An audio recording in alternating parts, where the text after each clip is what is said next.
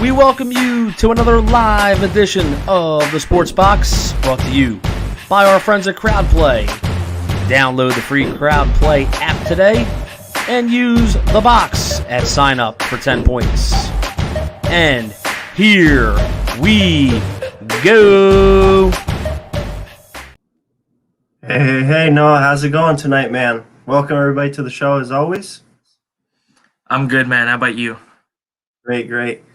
Tonight, actually, I got a jersey on that nobody's got to see yet. If you could tell, Noah, it's kind of hard to see what numbers on there. I got the 2-1 for LT tonight. I just figured I'd change it up. Yeah, man, I love it. I love that jersey you got right there. And it actually brings me to a little funny story I had. So on my days off, I usually don't wear a shirt. I'm usually just like in my underwear. So when it came to about 8:50, I was like, all right, I'm going to get on. I'm going to do this show. And then literally I almost joined this studio here with no shirt on. And luckily, about 2 seconds before I did, I realized, I was like, "Oh shit! I should actually put a shirt on because this is Facebook, not Pornhub, so I don't want anyone to get any ideas." But no, I'm good, man. I'm good. Great. And we all know that our guys over at Sports Life probably would have been really fired up had you not had a shirt on tonight. Oh yeah, I know they would love that. They probably wouldn't be able to contain themselves. So, nah, can't have that. But yeah, let's go ahead as usual. Not changing it up too much. We jump right into some college football. Go ahead and throw the schedule up for this weekend. Thankfully, unless I'm wrong, there are no canceled games this week, unlike last week where we saw, I believe, 7 total just in the SEC. And there's a few games here on the schedule that really have me excited. Just looking real quickly, we have number 9 Indiana going up against Ohio State at noon. That's a really big game in terms of Big Ten standings and who's going to end up in that Big Ten championship and potentially in the playoffs. We have number 7 Cincinnati visiting UCF, which I'll be rooting hard for Cincinnati. It's kind of weird to see UCF not ranked and they could potentially have another, not only a loss, but a big loss because, man, is that Cincinnati defense great.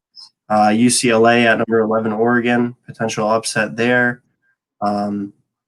We got, of course, the showdown in Bedlam, number 14, Oklahoma State at 18, Oklahoma. In number 21, Liberty, which I'm going to get into a little bit more here later on, facing NC State, their first true Power 5 conference opponent, as far as I know. So we got a great weekend of college football, Noah. Is there anything, out of that list quickly you're really looking forward to? Well, yeah, for sure. I'm interested to see what Liberty can do against their first big competition. Oregon, I'm interested to see them because I watched some of the game last week against Washington State. They kind of struggled there a bit. I don't think Washington State's a bad team by any means, but the fact is they lost Mike Leach in the offseason. You look at them as probably a rebuilding team there in the Pac-12. You'd expect Oregon to deal with them a bit more convincingly than they did. I thought they struggled a bit there. And, of course, Cincinnati, they've been one of the surprise teams of the season up there with BYU.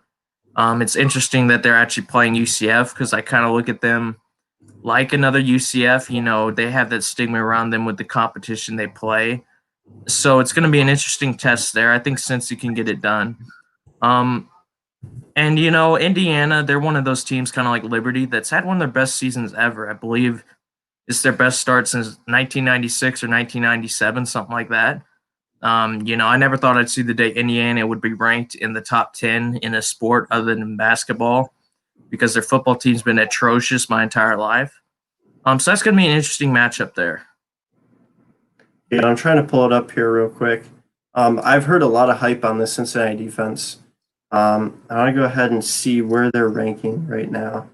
They're actually ranking number 9 in the nation, only allowing 4.2 yards per play and only 8 offensive touchdowns on the whole season, which that's really darn impressive as far as I'm concerned.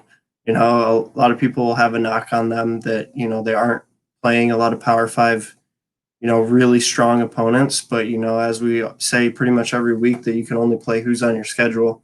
And another team that we're going to talk about tonight that you mentioned real quickly, Northwestern, just behind them at number 10 overall. So despite, in the SEC not seeing a lot of great defense this season, there is great defense being played across the nation. And one thing that I wanted to, I'll throw this comment up here real quick. Josh, thank you for joining in, man. Glad to have you here. I know we got a few other guys in here already. Glad to have all you guys here.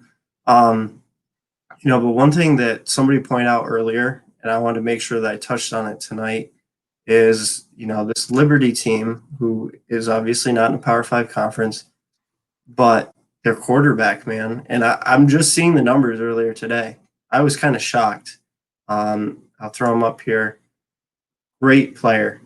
Mark Willis. He's actually a transfer from Auburn, which I didn't know either. I'll throw up some stats here as well. He's got almost 1,700 passing yards, 15 touchdowns, only 1 interception, 84.3 QBR, 171 rating, 700 rush yards, and 9 touchdowns. So definitely a big-time dual-threat quarterback. He's going down there to NC State this weekend. Potentially, with a really big game, he could throw himself into this Heisman race. And what I've been seeing is, if he was at a big-time school, would we already be hearing about this guy in terms of Heisman? Yeah, well, Garth, I got to put my hands up and be honest with you. I had no clue who this guy was before today. I just got to admit that. I saw the post about his stats today. And you're right. They are unbelievable. Obviously, I haven't watched the kid. But, it's going to be interesting to see what he does as the competition gets tougher. Obviously, Liberty, they've had their best start in their history. And, like you said, you can only play who's on the schedule. But now that they're ranked and have their best team probably ever, the eyes are going to be on them right now. There's going to be more pressure than they've ever had. So it's going to be interesting to see how they deal with that. But, obviously it's a great story. It's what sports is all about, to see these teams just come out of nowhere and just surprise the world. So I hope, as a neutral fan, I hope they keep winning. Yeah, and you and me both. I have a horse in the race here, but I will say I'm rooting for Liberty. Just because I do like to see these non-Power 5 teams come in and make some noise and beat some Power 5 teams. So, yeah, definitely. Another game that I want to talk about tonight, and I hope that Mike Bradley's in here. I don't know if he is or not. But this Northwestern game, taking on Wisconsin, who, due to COVID, has actually only played 2 games, which is kind of shocking with them being ranked at number 10. This is a really, really big game, not only for Northwestern and the rest of their season, but also Wisconsin, and who is going to end up in that Big Ten championship and be fighting for a spot in the playoffs. This is another game where I'm very neutral towards. I'm not rooting for one team or another. I will say, just because of the progress that they've been making over the past few seasons, I'm really rooting for Northwestern in this one. Yeah, I am too. They're just a team I've always had a bit of a soft spot for. I really love Pat Fitzgerald. I think he's one of the most underrated coaches in the country. And yeah, obviously they've had a great start. They're 4-0 right now. Like you mentioned, Wisconsin's only 2-0 because of COVID. They had games canceled against Nebraska and Purdue. But obviously it's going to be a good game. You're looking at 2 top 20 teams right here. It's obviously tough to predict because of the cancellations. But it's obviously a massive game. Playoff implications are on the line here. You'd expect, a Big Ten team. If they can win the conference, obviously it's not going to be easy. But if they can, that's a guaranteed playoff spot right there. So, I'd probably agree. I'm neutral here, but I do have a bit of a soft spot for Northwestern. So if I had to pick one, I would probably hope slightly that they win it. But it should be close, and I hope it is. Yeah, and I'm looking at some numbers here now. One thing that really surprises me in terms of just pure scoring, Wisconsin not only leads the Big Ten in scoring offense, but also in defense. Keep in mind, Northwestern is right behind them in terms of defense too. So really we're seeing, one, is Wisconsin going to be what they were before COVID kind of took them out? Are they going to come out rusty? Are they going to get themselves in a hole? Or are they going to, pick off right where they took off? I will say that their quarterback, and the name's escaping me at the moment, looked really, really good, in their first 2 games. But yeah, it's definitely going to be a defensive battle with Wisconsin and Northwestern, two phenomenal defenses. I think it's really going to come down to who doesn't turn the ball over and what offense can play a little bit better than the other with how good they are on the defensive side of the ball. Yeah, so Graham Mertz, the Wisconsin quarterback, he's been obviously lighting it up so far. I can't remember the exact stats because I don't have them up, but I think he had a game where he went like 20 for 21 or something like that with like 4 touchdowns. So he's been lighting it up. Now, obviously, we've already mentioned it a few times. Looking at the competition and the schedule, it's tough to dictate a lot because they have played Illinois and Michigan, who's an absolute joke. I love Jim Harbaugh, but he's just lost at the college level. And yeah, Josh, I saw that comment. It's my trusty jacket. I love it. But yeah, it's going to be an interesting test for both teams. Yeah, most definitely. And one thing that you mentioned, and actually, I'm trying to find it here real quickly. Jim Harbaugh, and that, what he's done at Michigan. This is one other thing that I want to mention is how does this guy have a job still, man? I'm sure they're going to let him play out the season. I don't think they're going to fire him, and they got a lot of money into this guy. But, the numbers, when you really sit back and you take a look at these numbers, let's see here. 0-11 as an underdog, to me, that's really not too much of a meaningful stat. 1-4 in bowl games, whether it's a big time bowl game or not, that is an important number in those. 0-5 versus Ohio State. Ohio State, obviously, Urban Meyer, and now, they've continued this success after he's left. Still, you got to be able to beat your rival. And then probably the worst stat, as far as I'm concerned, 11-16 versus top 25 teams. That's pitiful. I mean, that's not even 500. And other than Ohio State, as far as I'm concerned, he really isn't playing a lot of top 10 teams. I don't know how they don't get rid of this guy at the end of the season. I wish the best for him, but maybe he goes back to the NFL. Yeah, it's obviously tough for me because when he was with the 49ers, Jim Harbaugh was actually one of my favorite coaches in the NFL. He just has an infectious personality, and I think the players do love playing for him. But the problem is, college is completely different from the NFL. I think he can motivate, these grown men and stuff like that to play their potential. And college is different, and I'm not sure if it's the recruiting or if he's just having trouble coaching all these kids.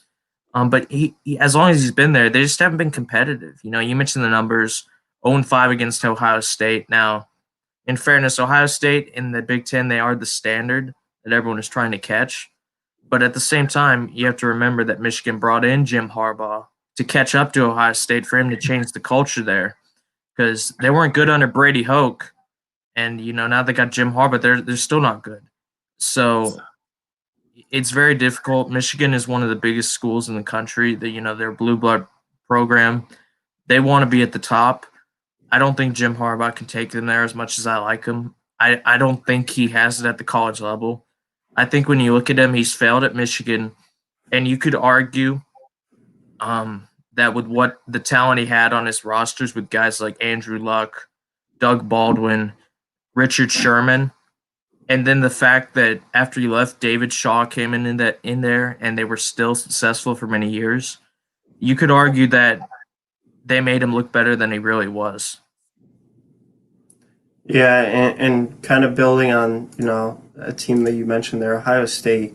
Another game that I wanted to for sure talk about this week. I want to make sure I didn't forget to talk about it. One game that I'm personally really excited to watch is Indiana taking on Ohio State. We got surprisingly, everybody thinks of Ohio State for their offense. Fields has been impressive. No interceptions yet. But actually, Ohio State ranks 5th in the Big Ten in defense. Indiana at number 4. And then on the offense side of the ball, Ohio State at 2 and Indiana at 3. This is a very evenly matched game. When you just look at total averages, total offense, total defense. I got to say that I'm going to go with Ohio State just because I can't bet against them specifically in the Big Ten until they give me reason to do so, much like with Alabama. But man, if Indiana comes out and plays some really good football, we might be in for a great game here. Yeah, I agree. It's tough to pick against Ohio State. Obviously, I'm no fan of them. I've made that clear in the past. We've gone over it. But, they are a fantastic team. Justin Fields is a fantastic player. I don't know if that stat about him having as many incompletions as touchdowns is still accurate, but the fact that stat was even there in the first place is just insane. And Indiana is a great story.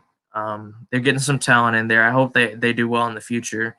But it is tough to pick them in this game, man. I know they played Ohio State tough in some games in the past, before the difference in talent kind of showed up. But it is really tough to pick them in this game. And just a little fun fact, since we're talking about Indiana, Northwestern's quarterback is actually an Indiana transfer, and he's doing really well for them as well. Yeah, most definitely.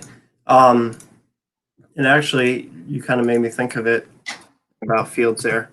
Another big story coming out for this week in college football is I saw that JT Daniels is going to get the start at Georgia. How do you feel about that, Noah? Well, obviously, I'm happy they're doing it. Like I mentioned on the show last week, I want them to experiment in what they have, whether it's JT Daniels or Carson Beck. They transferred in JT Daniels. They've given him first team practice reps, so I am happy he's finally getting that chance. That said, it kind of disappoints me because it is too late for the season. The season's unfortunately over. Why did they invest so much just to wait so long to give him a chance? Before our time is up. Why didn't he get a chance against a team like Florida or Alabama? So I am happy it's happened. I can't be a hypocrite there. I said I wanted it last week, but it still is a bit frustrating to see that they waited so long to do it. Yeah, most definitely. And I'll say, with Georgia being a rival, I'm rooting for the kid. I don't know why. I didn't really watch him much at USC, but I hope he performs really well. I feel like, all he's got to do is have a decent game, and moving forward, the starting position is probably his. Um, maybe Stetson Bennett competes with him for it. But other than that, I don't really see anybody in there right now that's going to threaten him for the starting position. So this is definitely a huge week for him to go out and just, prove what he's got and show us what he's got. Um, and just a fun fact here, not backtrack, but I was curious. 1988 is the last time that Indiana beat Ohio State in football. And one thing that I've heard over and over, and I'm a firm believer in it, is that eventually all good things do come to an end. I'm not saying that Indiana is going to win tomorrow. Like I said, I picks Ohio State, but I also wouldn't be shocked if we see, something crazy happen and Indiana pulls it off, snapping that streak. Yeah, absolutely. I mean, it's college football. It's well known for the upsets. All good things do come to an end. It's obviously tough to predict that because the streaks exist for a reason. And as a neutral, just taking my dislike for Ohio State out of it, I would want Indiana to win because that shakes things up. I like things as a neutral fan in these games that shake up the ordinary, the standard stuff like that. Which is why I was happy that a team like Notre Dame beat Clemson because it makes things more interesting than just Alabama or Clemson always going undefeated and playing each other in the championship game. So I'm rooting for Indiana in that game a little bit, but it's going to be interesting. Can they actually compete with Ohio State? Because if they can, even if they lose, it shows they are a good team. Yeah, most definitely. And with them only playing 7 games, every game is made that much more important. If you're Ohio State and you lose here, you got to hope and pray that Indiana loses 2 games, and 2 out of, there'll be like 3 or 4 games left. That's a pretty big favor that you're asking for there. So, Ohio State, what they want to accomplish with Fields and that electric offense and getting to the playoffs again, this is an absolute must win. And if you got, and whether you're a fan or not, either one of these teams, I feel like this is a game that you got to watch as we are closing in on, the playoffs here. So yeah, most definitely really excited for this one. Yeah, and you got Garth. You make a really good point there that I want to bring up. We talked about the playoff system last week, and I was saying how I felt it was a bit unfair how a team like a Notre Dame can beat a Clemson, but then I kind of questioned if they lost to Clemson in the championship game, would they get left out? Well, the important thing here is that Indiana and Ohio State are actually in the same division. So if Indiana somehow beats them and they win out, Ohio State is out. They're not going to be in the playoffs at all. So it's a massive game for playoff implications. Yeah, most definitely. Like I said, with them being in the same division and the East and West playing each other, much like the SEC, um, Ohio State would have to hope that they win out and Indiana drop 2 games for them to jump back over them if they did lose. Yeah, Yeah, another which it's pretty big news here. Sorry, not to interrupt you, Noah. That I saw earlier is that the Pac-12 has actually decided that they'll now allow non-conference games. Whether that comes into play or not, I don't know if they'll schedule anybody, but there is the option to do that. yeah, I mean that's big news.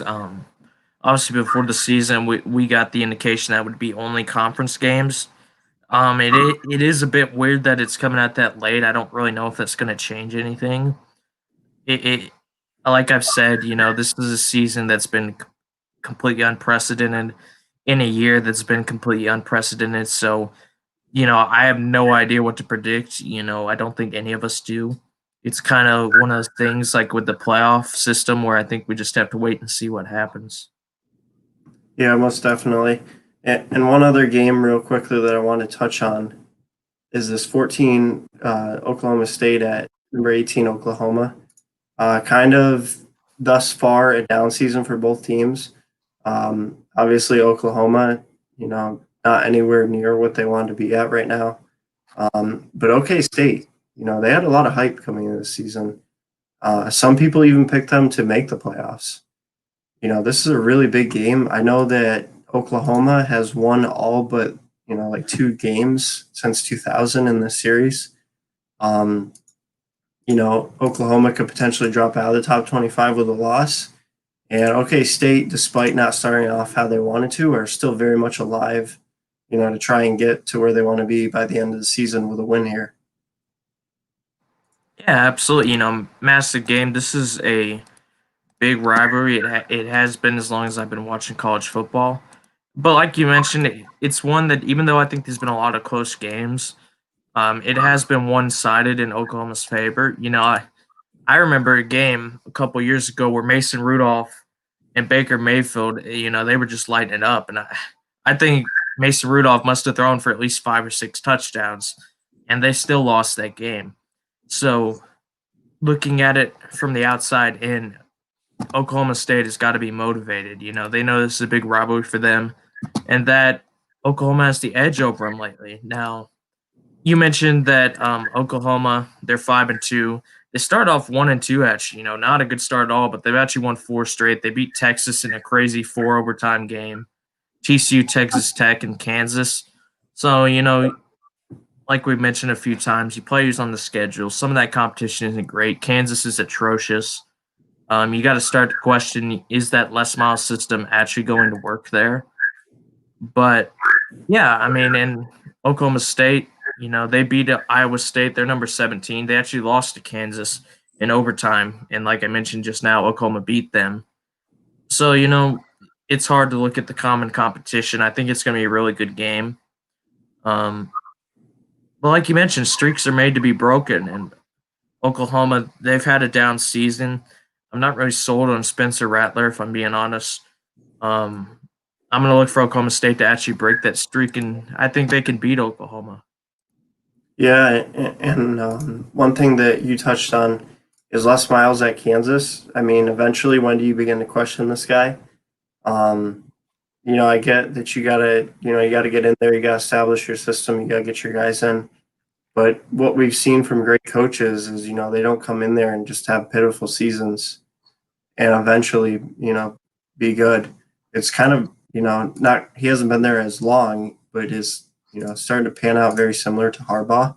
Um, and and give them some slack because Kansas isn't a football school. They're not going to be top 10 in recruitment rankings every season. But still, I mean, for the quality of coach that they got and what they're producing on the field, I just kind of shake my head at that. Yeah, and we do have to put it in perspective. Obviously, Kansas isn't a good team. They haven't been a good team as long as I've been alive. But at the same time, and you mentioned Harbaugh there, and I think it's a good comparison. Les Miles is a guy you look at. He was brought in. It's not like he's taken over a good team or anything. He was brought in to transform that team because I think he is a great coach. I think he is one of the best coaches we've ever seen. But it's one thing to lose, and you expect that with a Kansas team. But you'd expect progress. You'd expect them to at least be able to compete. Some of these games they're losing, they're not even close. I think they lost to Oklahoma by 53 points or something like that. So you do have to start questioning it. I assume they'll be patient because, it is going to take time to turn it around if it can be turned around. But you have to start questioning, if you're a Kansas fan, if Les Miles can't turn it around, could anybody do it? Maybe Nick Saban, but, obviously that would never happen because he's probably going to retire with Alabama. So, yeah, not a good time if you're a Kansas fan. I'm not sure how many there are, but yeah, not good. Yeah, most definitely a far stone's throw from their basketball program. And I pulled it up out of curiosity here. 0-7 on the season, and really, there isn't any games where they've actually played anybody close. So that's definitely a huge red flag. 3 games remaining on the schedule. They take on TCU tonight. Then they got Texas Tech in Texas. Can they even get a win out of those 3? Potentially. I know Texas Tech is having a very down year. They're not, what we are accustomed to seeing at Texas Tech. And maybe TCU. I don't know. For them, I hope they win 1 or 2 out of those. But, if you end the season with no wins, that's, just not good for Les Miles. Yeah, I agree. Absolutely. If he goes winless, how can he keep his job? And just to compare it, since you brought up the schedule, this year I brought it up from last season. They went 3-9. Obviously, still not a good team. But when you look at some of the results, there's some close games. They lost by 5 to Coastal Carolina. They lost by 5 to West Virginia. They lost by 2, only 2, to number 15 Texas at the time. They lost by 10 to Iowa State. So, that's 4 games I just listed right there where, they were at least close, double digits, kind of around there, or single digits. But yeah, now it's, they're not even competing. And, it does suck to have some bad teams, but you at least want to see them compete. When your team isn't even, close, it's got to be demoralizing as a fan. Yeah, and even if they win out, they're just tying the results of last season. No, I think he's going to get fired or anything in the offseason, but moving forward, definitely got to improve, or he's going to be on the hot seat. I just want to mention real quickly, it's not really, probably not going to be a great game to watch when my Florida Gators do take on Vanderbilt at noon.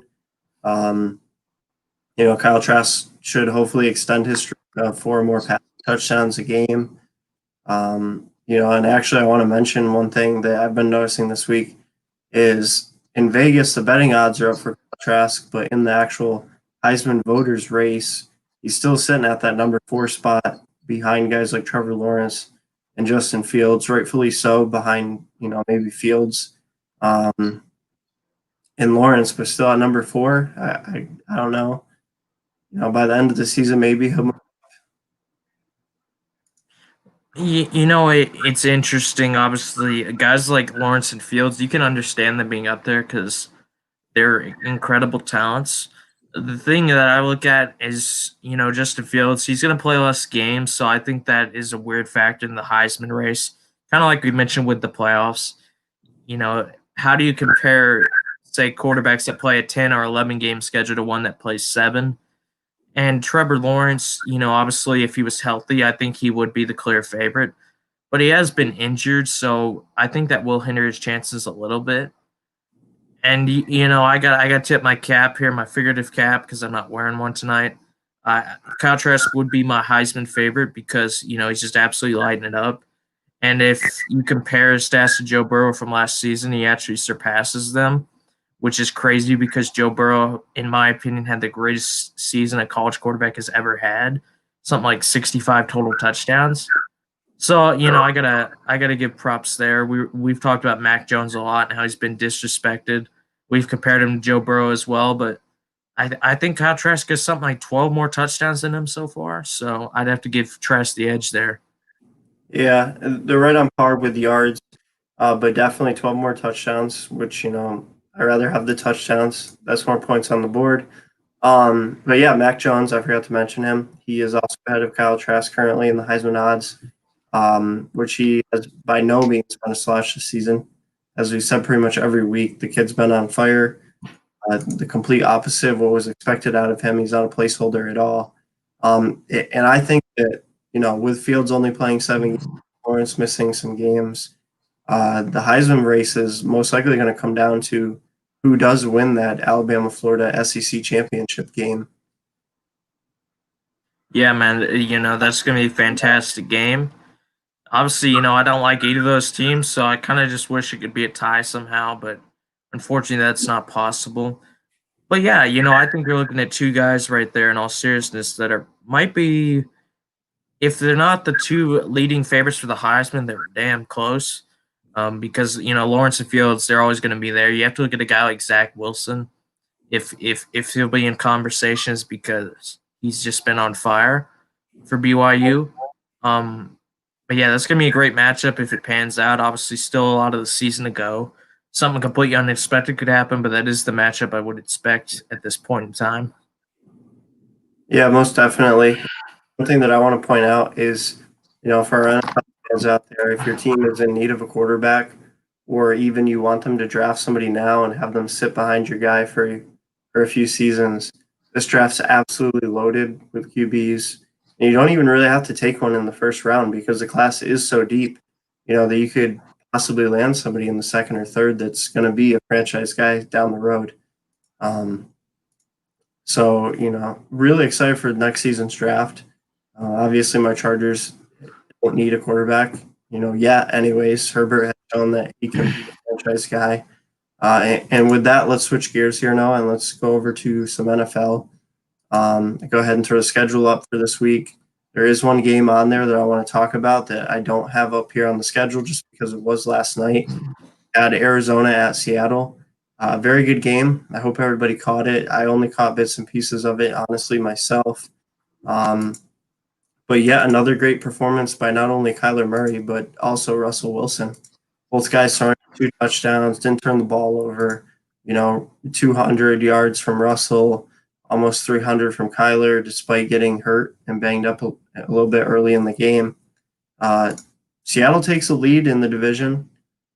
With that said, though, Arizona, man, I'm really shocked by this Arizona Cardinals team, though, because yes, you do see some talent here and there, but across the board, they don't have a lot of big name guys. They don't have a lot of guys that have been in the league for seasons, just absolutely killing it, and they're competing. I fully expect them to be in the playoffs, and should Seattle slip up, they could very well win the division still. And all due respect to Kyler Murray, I didn't think he was going to pan out in the NFL, but so far this season, he's been making me eat crow on that. Yeah, no, I agree. When Kyler Murray came in, I definitely was one of the doubters. But you got to eat your crow when it's due. You got to give credit. I think he's been really good this season. I thought he started the season off. Excuse me, a little too many picks for my liking. But since then, he's completely cleaned that up. The turnovers are way down. The production is way up. And obviously, you got to thank Bill O'Brien for that. They got DeAndre Hopkins for what you could argue are scraps. We'll see how David Johnson works out. But the fact they traded for a clear number one elite receiver that's still in his prime, that completely changes their dynamic offensively. And Kyler Murray is coming into his own. He's only going to get better. And, I agree. I thought it was a good game. Obviously, that was the second game they played. They split. So that's a good result for Arizona. I'm not surprised they're a good team. Maybe I could say I'm a bit surprised that they're this good, that they're just directly competing for the NFC West title already. You could argue, maybe it would take some time for them to gel. But yeah, Arizona, I think they have the makings of a dangerous team with their offense. DeAndre Hopkins, Christian Kirk, who I'm a big fan of. I mentioned that a lot. And obviously, Larry Fitzgerald, he might not be that elite guy anymore, but he's still there doing his thing, reliable, catches passes at a high rate, and you can't discount the leadership quality that he has. So, yeah, I mean, big ups to Seattle. I think they are a very good team. I think their offense is incredible. My main concern with them is their defense. I'm not really sold on their defense. I think their defense has the capabilities of getting burnt a lot. You know, I saw a picture of it last night, and I didn't get to watch most of the game. But I saw a picture where the Cardinals receiver was just, completely wide open. Like there wasn't a guy within 20 yards of him. I don't know how the hell that happened, but if you want to win the Super Bowl, if you want to win anything, that defense isn't going to cut it at all. Yeah, most definitely. And I got to agree there, Noah. I will say that offense has become much more prevalent in the NFL. Having a great offense is probably more important than an elite defense. But with that said, last year, Kansas City Super Bowl winners, as we all know, the defense by no means was elite, but they had some guys on that defense that consistently came up big and made huge plays. Tyrann Mathieu in the secondary, that defensive line was able to make stops and put a lot of pressure on the quarterback when needed. And I just want to see that with the Seattle team. As much as I love Russell Wilson and what he's been doing this season, moving forward, you got to hope that defense improves. And from what I've seen, I don't think it will. So the Seahawks are, definitely got their work cut out of them moving forward and definitely come postseason. Absolutely, and we mentioned this either last week or the week before, and I think that we actually used the exact example of the Chiefs. I don't think you need an elite defense to win a Super Bowl anymore. Obviously, if you have one, that's fantastic. But I think, like you mentioned, the game has moved so much towards offense that those elite defenses of the past, like, a 2000 Ravens or an 85 Bears, or even, more recent examples like the Legion of Boom or the Denver Broncos, I don't know if you're ever going to see those defenses like that can just consistently shut people down because the game is so tailored towards offense now. And, I think that's a change in the culture. I think you're seeing it with guys like Kyler Murray. I think now, quarterbacks like Tom Brady and Drew Brees, these pure pocket passers, I think they're a dying breed. I think you're going to see more quarterbacks like a Kyler Murray, like a Patrick Mahomes, like a Lamar Jackson, these mobile guys where they can run if they need to. And, passing is just kind of an addition. If they can pass, great. But, you want these athletes that can make these plays out of nothing and be able to pass the ball. You want one that does both. So, and obviously, that's very tough for those defenses to have to defend. Yeah, most definitely. We're even starting to see it take over the college football scene because, SEC defense has been atrocious and offense has been through the roof. We have, not only Kyle Trask at Florida, but Mac Jones at Alabama in terms of them and in total offense are really rivaling, what we saw from Joe Burrow last season. We thought that, who knows if we'd ever even see that again in our lifetimes, and as analysts say week in, week out, that this is definitely an offensive league now. Pass interference penalties really benefit the offense. Defense can't really play as physical as they used to be. And when you have a guy who can not only throw the ball well, but can run good, that's just even more advantage towards this offensive league. With that said, I am going to go ahead and give a quick shout out here to crowd play. As you guys see week in, week out, we do have crowd play, in our background here. I want to remind you guys to go out and check them out on both the Apple App Store and the Google Play Store. Use code THEBOX for a 10% discount. They're a lot of fun, completely free to play. They're really coming up in the sports industry, and just go ahead and check them out. And I'll go ahead and throw this up real quick for everybody.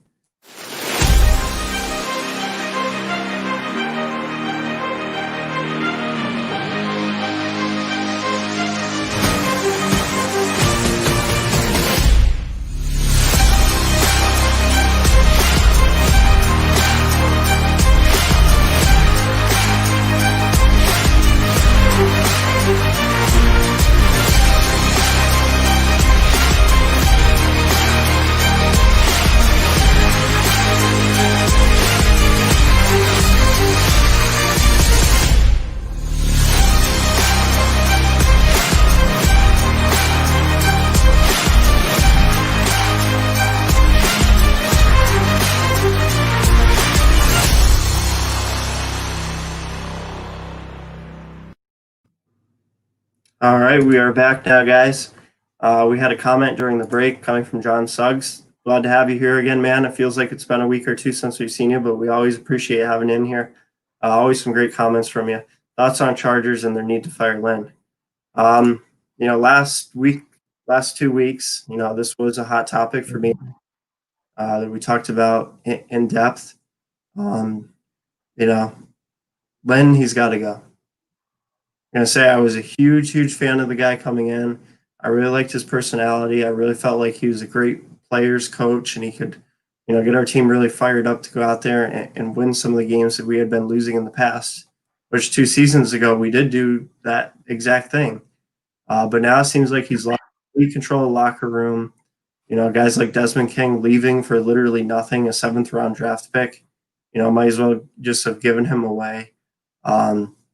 And just we keep losing all these close games, which most of them have considerable leads in. I just think that he hasn't instilled the right kind of culture there with all the talent that we have on the team to be having performances like we have had this season and last season. He's got to go. Yeah, obviously we mentioned this a few times. This is a good question by John there. And I think I've mentioned this before. When I look at a guy like Anthony Lynn, I kind of compare him to what we had with Dan Quinn. Maybe he has a good football mind. Maybe he's good at motivating players. I know our players love Dan Quinn. Maybe your players like Anthony Lynn too. But you have to question, has he lost the culture? I felt that's what we had with Quinn. I thought that our team started to lose its discipline, and they started to play really badly the last couple of years. And it's kind of frustrating when your team is playing so poorly and they repeatedly come out and say, this crap like, oh, we love our coach, stuff like that. We want to play for Dan Quinn because we like him. And, as a fan, it's just kind of like, well, yeah, of course you like him because, you can keep losing and playing like crap and nothing changes. There's no discipline, there's no consequences for playing like crap. And, when I look at the Chargers, this is a team that's very talented. I have to question the culture there because I don't think it's a talent issue. Like you mentioned, they've been in a lot of games. In fact, I think I saw a stat. I can't remember the exact details of it, but there's something like only 3 teams in the NFL have had a lead in every single game this season, and the Chargers are one of them, and the other 2 are like the Steelers and some other team that is like only has 1 or 2 losses. So when you look at something like that, you've got to question the culture there because that's on coaching. If your team is losing control, if they're losing the lead, it's up to the coaches to take control of that situation and get those guys back on track. And I just don't think Anthony Lynn can do it. I'm sure he's got a good football mind. All these guys do. You don't become an NFL coach being an idiot unless you're Bill O'Brien. But yeah, has he lost the team? I think he has. Yeah, and I think that my 2 biggest needs and ways for the upcoming offseason for the Chargers is one, it seems pretty apparent you found your guy at quarterback. Got to build the offensive line. Much like I said for years and years with Phillip Rivers, get him a damn line. We signed Trey Turner and Bulaga, have been injured. Other than that, there really isn't any solid starters on that line. You got to get a line around him, and you got to get Lynn out of there. It's not like we don't have the talent. It's not like we were going in and getting blown out every single week. I'm pretty sure every loss we've had has been. So it's definitely not a lack of talent. We don't need a total rebuild. We just need to fill some depth and improve the O-line and get the right staff in there. John saying that the Chargers just need a new DC. Surprisingly, I think I got to agree. I was a huge fan of Gus Bradley, what he did in Seattle. And he started off really good with the Chargers, but much like Anthony Lynn, it's just been a downhill slope for him.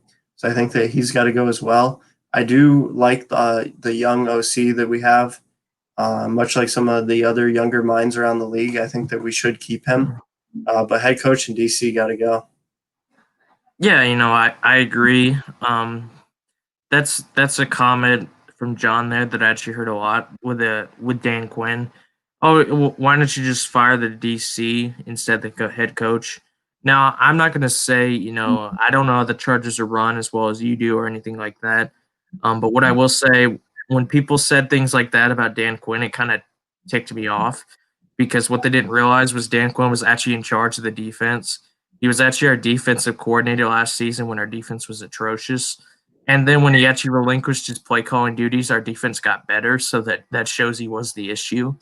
So, I'm not going to insinuate anything there. Maybe Gus Bradley really is in charge of that defense. But Anthony Lynn, I'm sure, has a say over it as well. So you've got to look at him there too. And yeah, it's tough for the Chargers because they've been so close yet so far. Justin Herbert has been incredible. I was a big fan of him, and even he surpassed my expectations. They tried to get him a line, unfortunately, like you mentioned, I think Trey Turner and Bulaga, I think they are good players, but they're hurt. I don't think they're long-term answers either. Bulaga's probably like 30 right now, 29, 30. He's been in the league for a while now. Unfortunately, injuries have always been his biggest issue, despite being one of the best linemen in the league. Yeah, so, Trey Turner, I think he's 27. Good players, but if they're injured right now, obviously they're not going to be contributing to the team. Mike Pouncey, I think he's a good center too, but, like a guy like Bulaga, he's old. He's been in the league about a decade. Are those long-term answers? I don't think so. It's just tough. I'm sure it is. Yeah, and I do know that most Chargers fans want to take an offensive lineman in the first, which I don't blame them whatsoever. With that said, we are playing the Jets this weekend at home. I'm never going to guarantee a win with this Chargers team. But I think that Herbert probably gets another win this week. Should we play well? Hopefully we actually blow them out and don't get a lead and just relinquish it and barely win at the last second. But yeah, really rooting for Herbert. Hopefully he can get another win. I want to go ahead and throw up another comment here from John coming in. Biggest sleeper team, in my opinion, is the Rams. Awesome defense. Now, John, this is one team that me and Noah have both talked about quite a lot the past few weeks, and we both strongly agree with you, man. This Rams team is a huge sleeper. They're also, much like the Cardinals, still alive for that, NFC, division there with the Seahawks. It's anybody's at this point. But yeah, me and Noah are big fans of the Rams right now and what we've seen thus far from them. Absolutely. I think that's a great call by John there. They probably would be one of my top picks for biggest sleeper team. They're 6-3 right now, right in the thick of it, right there in the NFC West. Only a game behind Seattle now because obviously Seattle won last night. Defense is incredible. Second best defense in the NFL for yards per play. Excuse me. Good skills positions. Jared Goff has stepped it up this year. They are probably my sleeper team in the NFC. And I'm going to add another one in just to be a bit of an overachiever for my AFC team.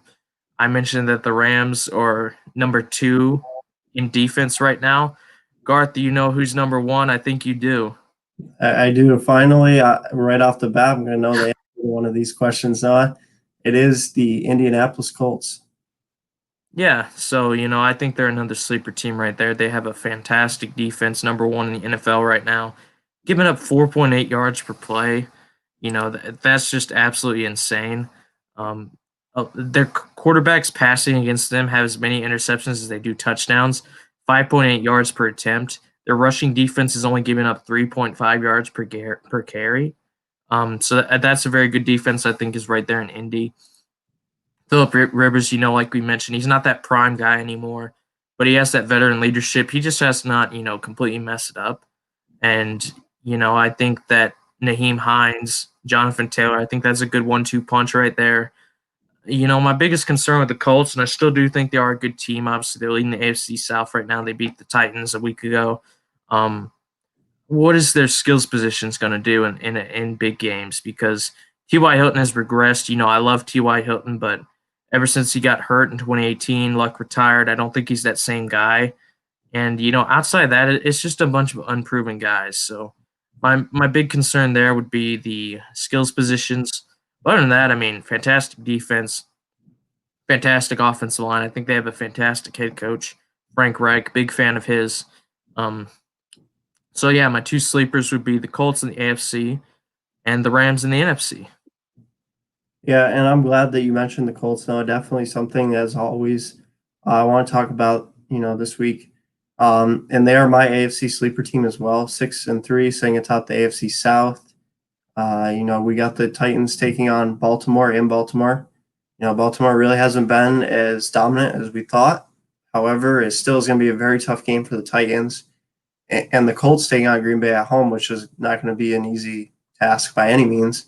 But should the Colts win at home and the Titans fall to the Ravens, in Baltimore, all of a sudden you've the Colts already having won one of the two meetings, up 2 games in the division, with a chance to beat the Titans again come next week. So, this is a really big weekend for that division. And like you said, with the Colts, defense is phenomenal. They've got a good mix of youth and some veteran guys out there. I know DeForest Buckner has been unreal on that defensive line. The numbers aren't gaudy. They don't jump out at you. But if you really take the time to watch him on film, he just really dominant presence to that defensive line and allows a lot of the other guys around him who aren't household names back because of the attention that, he gets drawn to him, drawing a lot of double teams.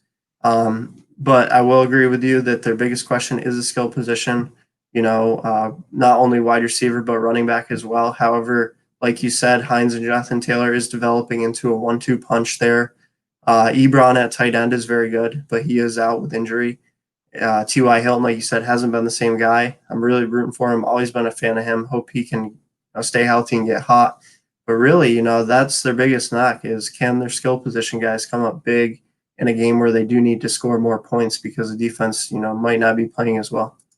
Yeah, absolutely. Obviously they've been serviceable so far, but that is the expectation. If that defense, they're going to have a bad game eventually, as good as they are. Can the offense step up and get the points when needed? Obviously, it remains to be seen. But yeah, I absolutely agree. Massive week in the AFC South. The Ravens have been struggling, but I still think they are a good team. Lamar Jackson, he's got to step it up. I think he's had a few bad games in recent weeks. This is a team that coming in the season, a lot of people had as a Super Bowl contender. And, I couldn't really disagree with that at the time, but they are struggling right now. They need to rebound. The Titans have something to prove after, the Colts just basically bent them over and just boat raced them in that game. So, it's going to be a big matchup for them. And, the Colts, and, I think we mentioned this last week at the Packers. They have these games sometimes, the Packers, where, once they go down, they kind of get destroyed. So, the way I look at it, if the Colts can get up early, I think they could probably win that game because Green Bay, and I don't know what it is because I think Matt LaFleur is a good coach. Obviously, Aaron Rodgers, Devontae Adams, great players on their team. I don't think their defense is very good, and I don't have these stats up here right now. Yeah, actually, no, the Green Bay Packers, 22nd in yards per play. They're giving up 5.8 yards per play. Quarterbacks against them, 14 touchdowns to 4 picks. They're giving up 4.6 yards per carry, 11 rushing touchdowns against them. Not a good defense, man. So, even the Colts, we mentioned the skills positions. I think the Colts can score on that defense, and you have to wonder, the Packers have had a lot of games over the years where once they go down, they kind of, I don't want to say fold because I don't know if that's the right word, but they just kind of can't get back in it. So, big opportunity for the Colts, and obviously they play the Titans again. Yeah, and I think much like we said before, with that devastating loss to the Bucks, with this Packers team, it seems like Aaron Rodgers has to have a perfect game for them to win. And like you said, that defense is nothing special. You can't count on them. But what I've seen with Aaron Rodgers and this Packer offense is when they play really good defenses like the Bucks, they tend to struggle. And that's something that the Colts really have going in their favor. Should they get out early, they could potentially, really hurt the Packers in this game and have a one-sided victory. I want to go ahead and throw up some comments here real quickly. John with another great one. Why does Matt Stafford not get as much love? Dude busts his ass and still puts up great numbers every year. Reminds me of an old Archie Manning. And I'm glad that, you brought that up. That is something actually that me and Noah haven't talked yet on our show about. And you mentioned Archie Manning in your comment, John. One guy for me that I've always, equated to Matt Stafford, reminds me a ton of him, is Phillip Rivers in his career in San Diego and at the end of it, LA. Both guys very similar. They both went to franchises that aren't known for being perennial powerhouses, being in the playoffs, competing for Super Bowls, questionable management, not great teams around them for the most part, and week in, week out, these guys go out and just give it their all and they put up the numbers, but they don't really get, a lot of hype and a lot of love and praised constantly. So for me, that's one thing that I've always seen similar with Matt Stafford. Me and Noah are both really big fans of Matt Stafford, especially Noah with him having come out of Georgia. But yeah, phenomenal quarterback who just doesn't get the love he deserves. I'm glad John mentioned that because it's something I have thought about for a few years. And like you mentioned, I'm obviously biased because, Georgia fan. Matt Stafford, I think everyone knows he's a good quarterback. I don't think anyone would deny that. I think you could honestly make an argument he's one of the most talented quarterbacks that the NFL has ever seen. Now, I'm not saying he's one of the greatest quarterbacks because that's something different. But when you're talking as a pure talent, Matt Stafford is a guy that can throw it 80 yards if he wanted to. He's accurate. He's a yardage machine. I believe he has the record for fastest quarterback to 40,000 yards in his career. And, he was the fastest to 20,000, 30,000 too. So this is a guy that can break records. And, I'm just sick and tired. I love Matt Stafford. I have a bit of a soft spot for the Lions for taking them, but I'm just sick and tired of the Lions just straight ruining these fantastic talents. They did it with Barry Sanders, who most people think is the greatest running back of all time. They did it with Calvin Johnson, who is easily one of the most talented receivers of all time. And now they're doing it to Matt Stafford, who I think is easily the best quarterback they've ever had, who on stats alone, even though his record is horrible because Detroit is just atrocious, I think he could still make the Hall of Fame just because he's a numbers machine. Um, but it just frustrates the hell out of me. And John asked there, why doesn't he get more love? It's because he's on the Lions. It's because the Lions have always sucked. And will they ever not suck? I have no clue. The worst run organization in sports. And I know there's a lot of really bad organizations, but I have no doubts in saying that. They haven't won a championship since I believe 1957. They went 0-16. Everyone knows that. Matt Stafford, who is a very talented quarterback, his career record is terrible, and he's a very good quarterback. I just wish, and I don't think it's going to happen because unfortunately I think Matt Stafford's a loyal guy, and I think he likes being in Detroit. I think he likes the city. I just wish he would go to a different team so people could actually see what he's made of. So people could get that. So people would give him that respect that John mentions he doesn't get. But I don't think it's going to happen. Unfortunately, I think he's another guy that's just kind of doomed to rot in the hellhole known as the Detroit Lions organization. And it pisses me off. It really does. I mentioned it a lot. But it is what it is, I guess. Yeah, most definitely. A guy who actually, with Philip Rivers having left LA, a guy that I would have loved to see come to us. But like you said, I think he's probably going to start and finish in Detroit. Unfortunate for him.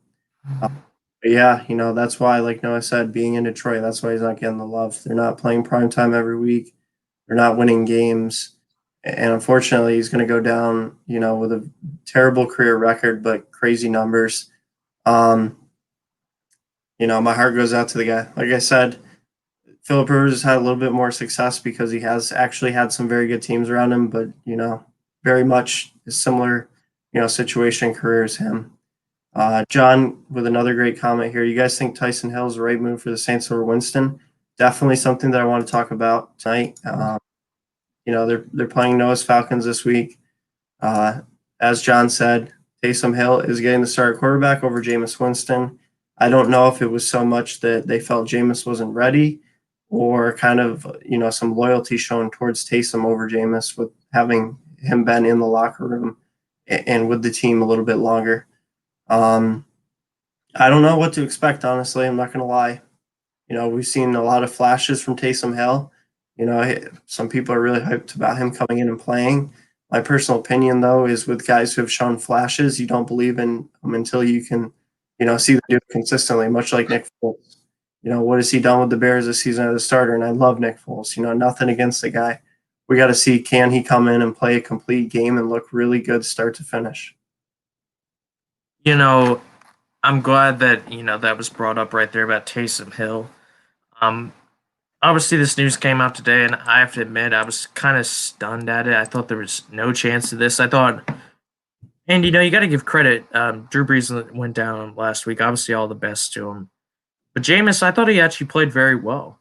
I thought he more than did enough to deserve a start this week. So I don't know if there's something going on behind the scenes there.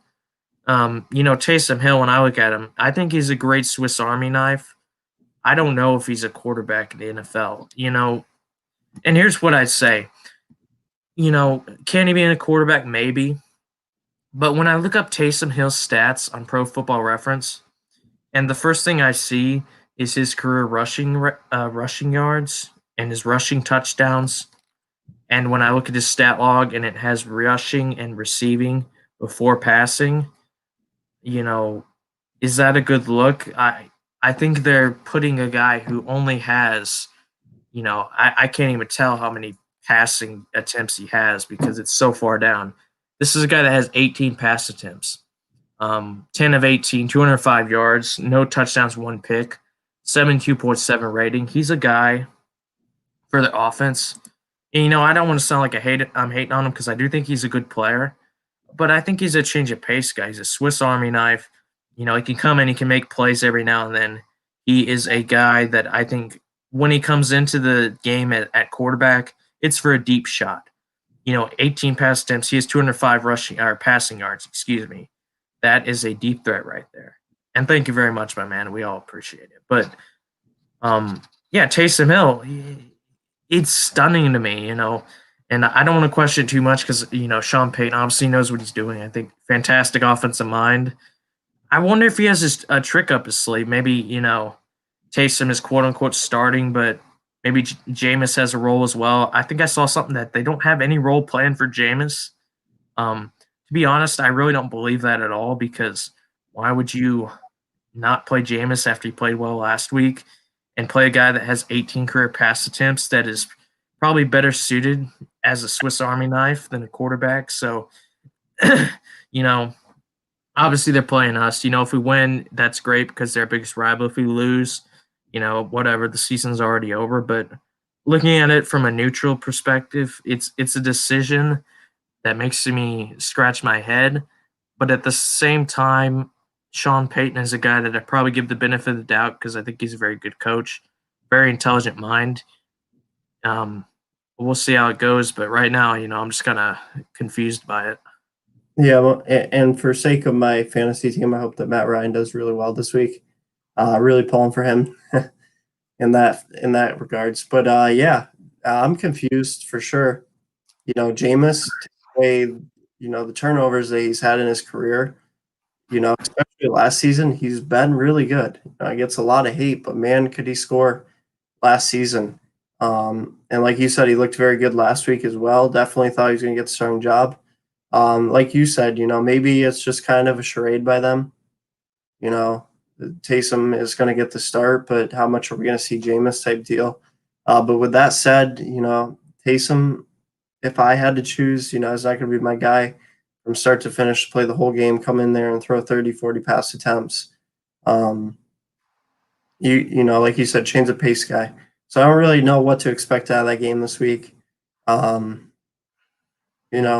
don't really have a team that I am rooting real hard for in that, but hopefully Taysom can prove us wrong if he is a start to finish guy, and hopefully Matt Ryan can put up a lot of yards and some TDs for me. Well, I hope he doesn't prove us wrong enough because I hope we win. Obviously, like I mentioned, if we don't, whatever. But it's still our biggest rival. I hope we come out, and if we don't win, at least compete because you don't want to just get boat raced by your rival, even in a bad season. But here's my thing. Even if Taysom Hill plays well against us in that game, is he their franchise guy? I don't think so because Taysom Hill, it'd be one thing if this was some guy who's 25 or 26. I don't know if a lot of people know this. Taysom Hill is 30. And the fact he's used as a Swiss Army knife, he's out there running and catching passes, etc. He's had, I believe, he had tore his ACL when he was at BYU. This is a guy that has some damage on him, and he's already 30. He's not a guy I look at that is a surefire, quarterback talent. So he's unproven, and he's up there in age. He probably has some wear on his body. I don't think he's a long term solution. And also, when I look at when the Saints signed Jameis, I think they saw something there. I think some people might just think it's a one-off backup signing. I disagree. I think they look at it and they see a guy that, yes, he has his turnover problems, and yes, his football knowledge, it needs to get up there. He needs to be able to run a defense, or read a defense, excuse me. But at the same time, this is a guy who threw for 5,000 yards. He threw 33 touchdowns.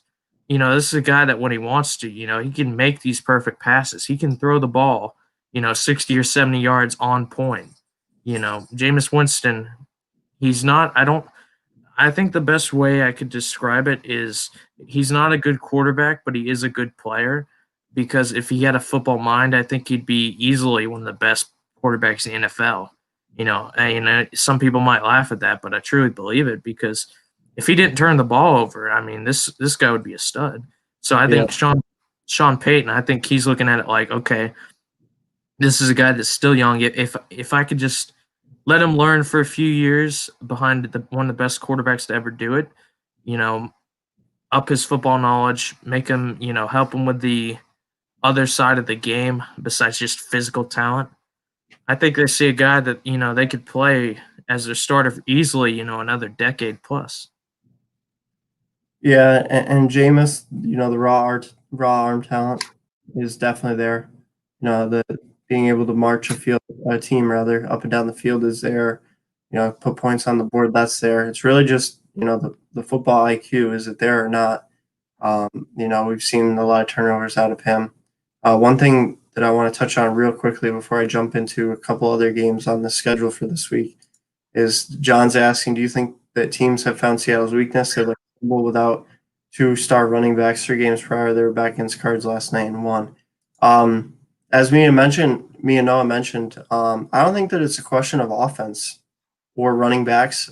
Definitely, it helps to have your number 1 and number 2 running back, no doubt. But, I think it's the defense. Like we said, they give up a lot of big plays. They're nowhere near the top of the league in terms of total defense. That's their biggest question mark. Russell Wilson's phenomenal. Every year he's an MVP caliber, quarterback. He still has a fairly decent offensive line. Tyler Lockett, DK Metcalf are right up there for one of the best wide receiver duos in the league right now.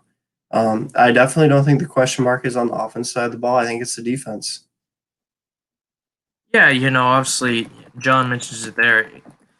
Is it a weakness? I don't know if I'd say that, because, if any team loses their 2 starting running backs, obviously it's going to have a negative impact.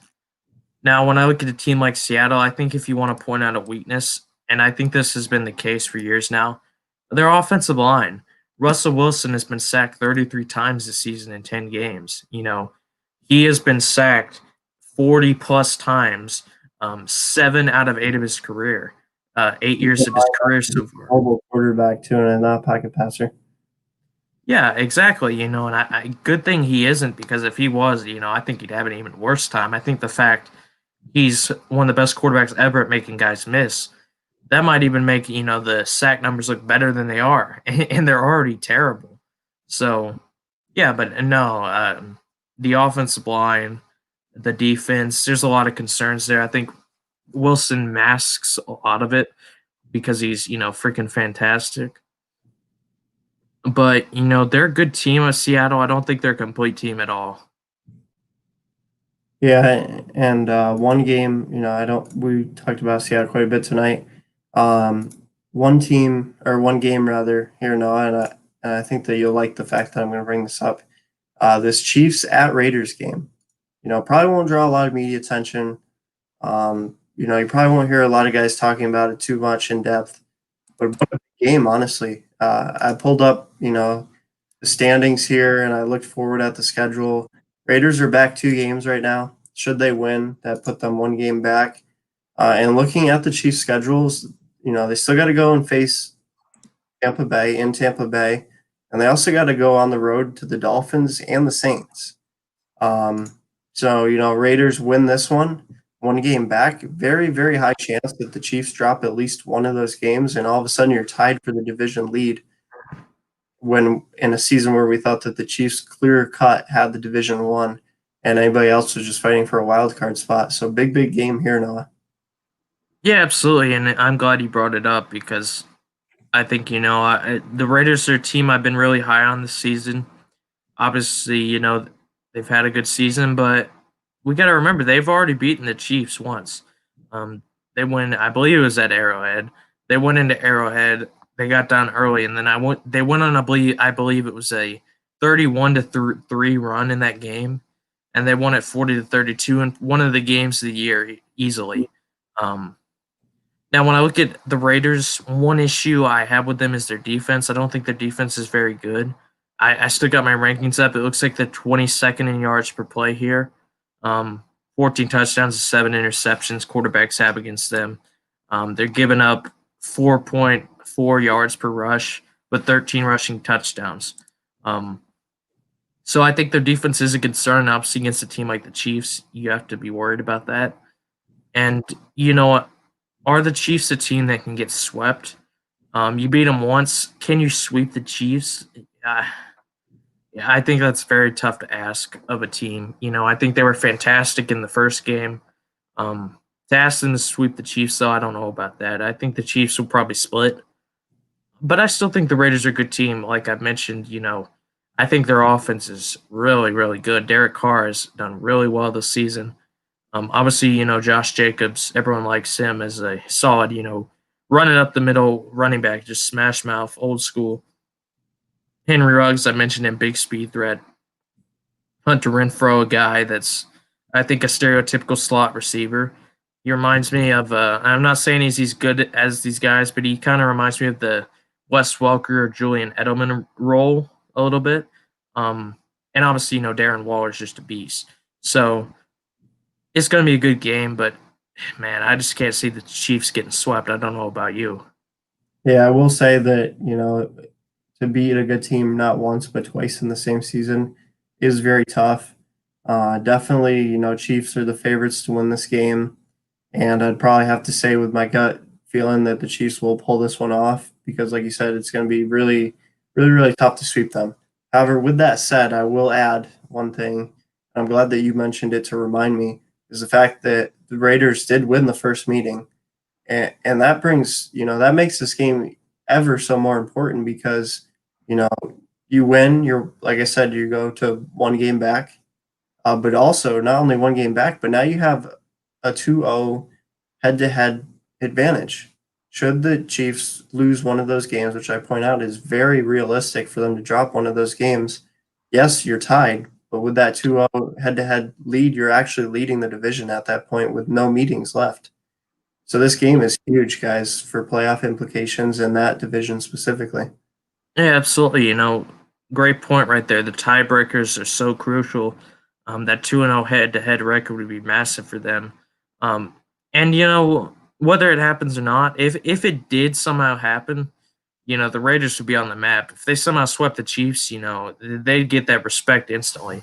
Now, I've already given them their respect because I think they are a very good team. They already showed that by beating the Chiefs once, in my opinion. But if they swept them, everyone would have to give them respect because they've beaten some good teams. And I mentioned it last week. I don't know if it's still accurate or not because it was a week ago when I said it. As of last week, the Chiefs had the highest strength of victory in the NFL. It's not like they're just beating, some bum teams.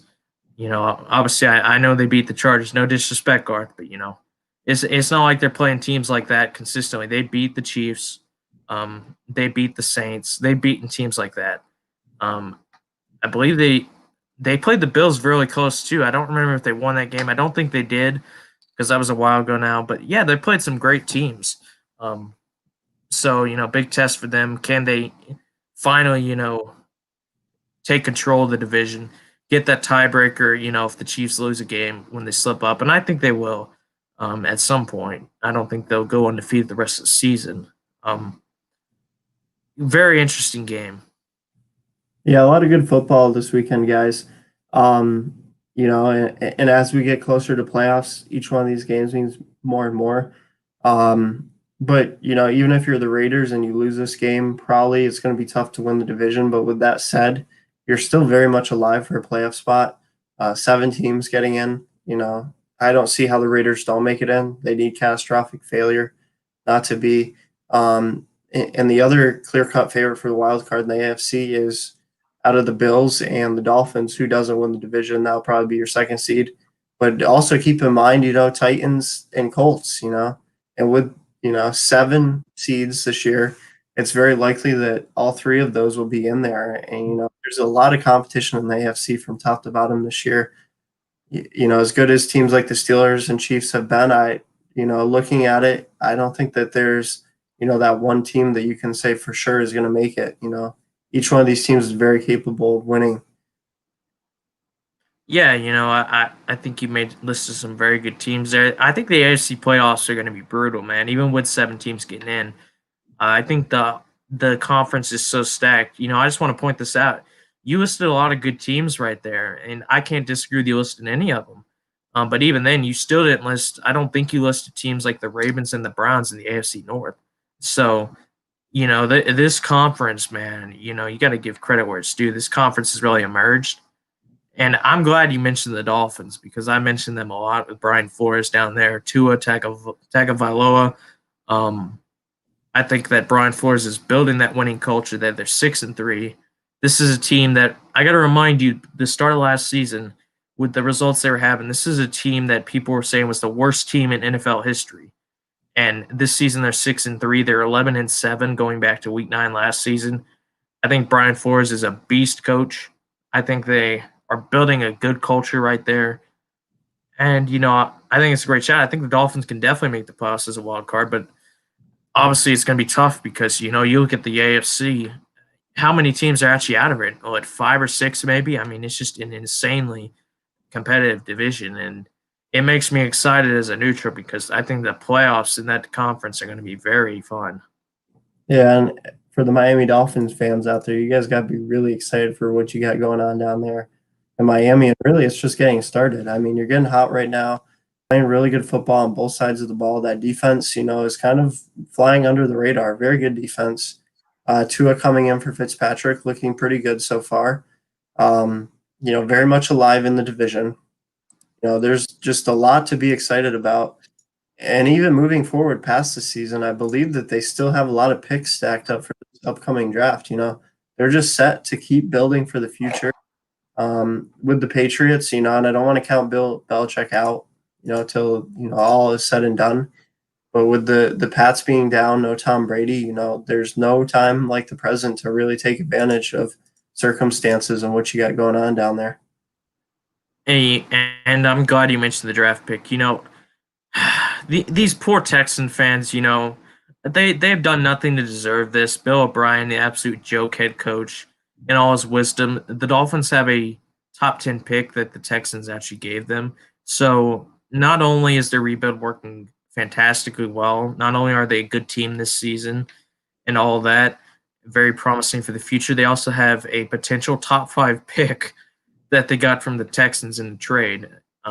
Maybe the Kenny Stills trade. I have no idea what it's actually from. But yeah, good job, Miami. And it is tough to count out New England, but to be honest, when I look at him, I don't think Cam Newton is very good. I think he's a good talent. I don't think he's a good quarterback because he can't really pass the ball well. And it is tough to count out Bill Belichick because I think he's the greatest coach ever. But, no Tom Brady there. I think it is a big difference, and the division is very competitive. The Bills already beat them, which they haven't been able to do for a very long time. So, yeah, it's a very interesting division there. I hope the Dolphins and Bills both make the playoffs because they're both teams I'm rooting for. Yeah, and John adding that don't sleep on Bill Belichick and the Pats in December, which I got to agree with. I mean, it is Bill Belichick, but with that being said, one thing that I'd like to point out is with the Patriots right now, my personal take on them is, on either side of the ball, defense or offense, you don't have one unit that's playing so well that you can say to yourself, hey, look, if the offense, where the defense just picks it up a little bit, all of a sudden, you're going to be able to beat these really good teams or at least be right there with them. I don't know. It's really weird to adjust to what we're seeing out of the Patriots this season. Unless one side of the ball starts playing at a really high level, I don't think it, they'll be lucky to make playoffs at this point. Yeah, I agree. It's going to be very tough for them, not only in the division, but the conference is absolutely brutal. The seventh playoff team, the AFC's got to be very happy about that, because if it wasn't there, I think you might see a 10 or maybe even 11 win team somehow miss the playoffs. It's freaking ridiculous how insane the AFC has been this season. But yeah, John makes a good point there. You can never count out the Patriots because they are the Patriots still, even with no Tom Brady. But like you mentioned, I don't think they have that one unit you can turn to and go, oh, that's a great unit. Last year, all the points are made about Tom Brady and the offense struggling. Their defense was incredible though, and everyone knew that. You don't have that this season. I still got the stats up here. They're 29th in yards per play this season on defense, giving up 6.1 yards per play. That's not going to cut it. And the fact that their defense is now struggling, Stephon Gilmore is no defensive player of the year this season, and their offense is struggling as well. Very concerning right there. Yeah, most definitely, and potentially, getting to that stage where they do need to rebuild and really change personnel. Unfortunately for the Patriots fans who have been accustomed to so much success over, really since 2000, not much to be excited about coming out of that organization right now. I don't know. Like I said, I didn't think it was going to happen until Bill Belichick was done and Brady was gone. But, unless we see some massive change, I don't know if the Patriots are going to get back to what they were even with Belichick still there. But we're just going to have to wait and see how everything pans out. And one last thing that I want to mention on here, I got to get off here shortly. But here's a guy that both me and Noah are a big fan of, and we've discussed him, here and there with a couple other guys. Shout out to our guys over at Sports Life, because I know we've had this conversation with them, and specifically Brandon. John mentions that Mike Tomlin deserves Coach of the Year. He should have won it last year also. This is a guy who I'm a huge fan of. I'd love to have him in LA. I feel like, he does so much with good teams. He, has seasons like this. Even when guys go out and get hurt, like last season, he still gets it done. He manages to compete for the division, win games. He doesn't have these god-awful, terrible seasons like ever.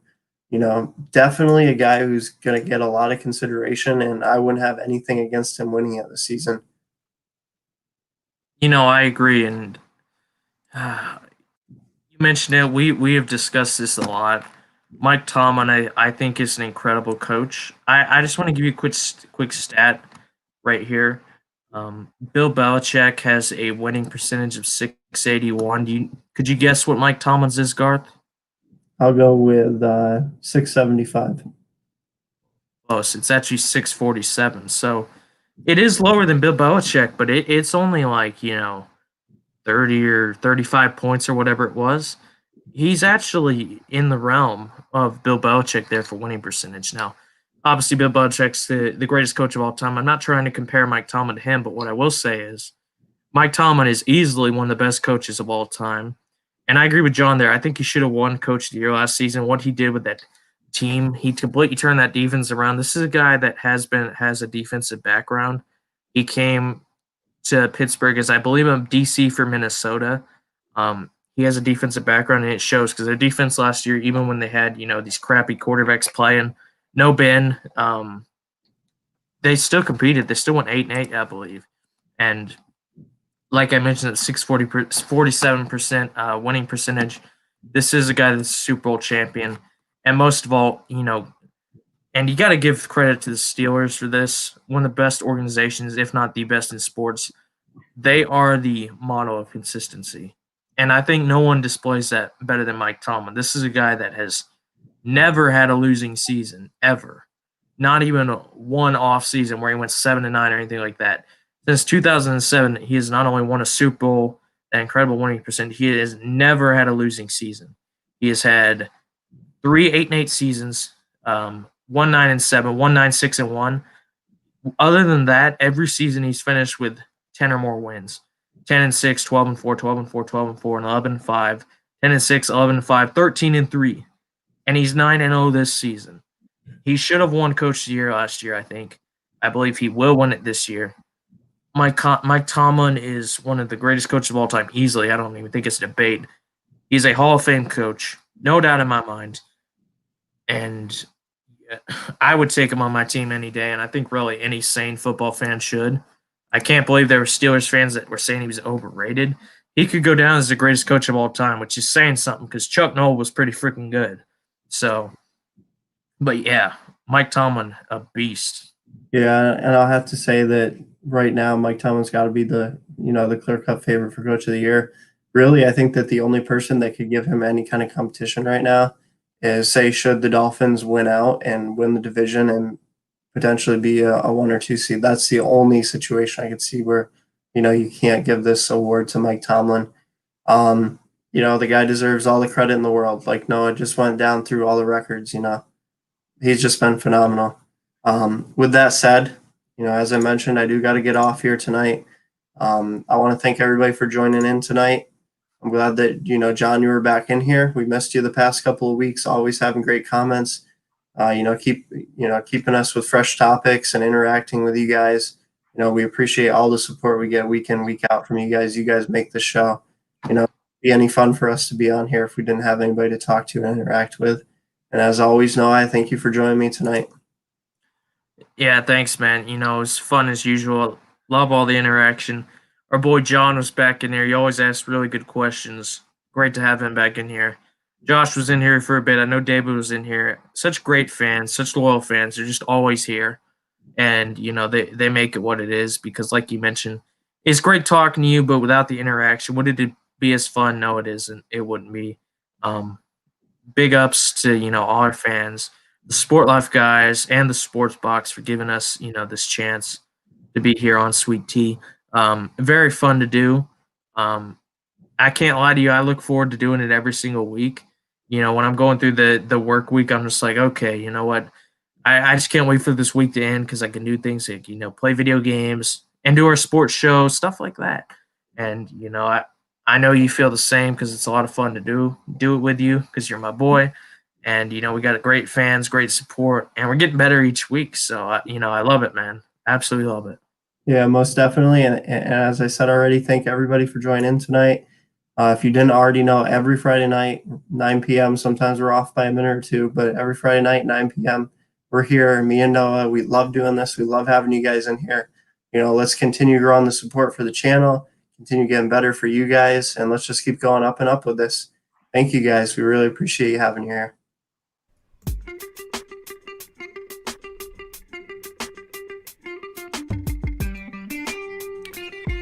Thank you for watching the Sports Box. Follow us on Facebook at Sports Box Show, Twitter at Sports Box Show, Instagram at The Sports Box Show.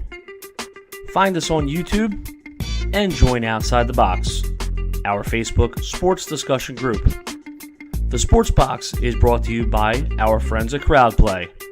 Download the free CrowdPlay app today and use promo code THEBOX at sign up for 10 points. See you next time.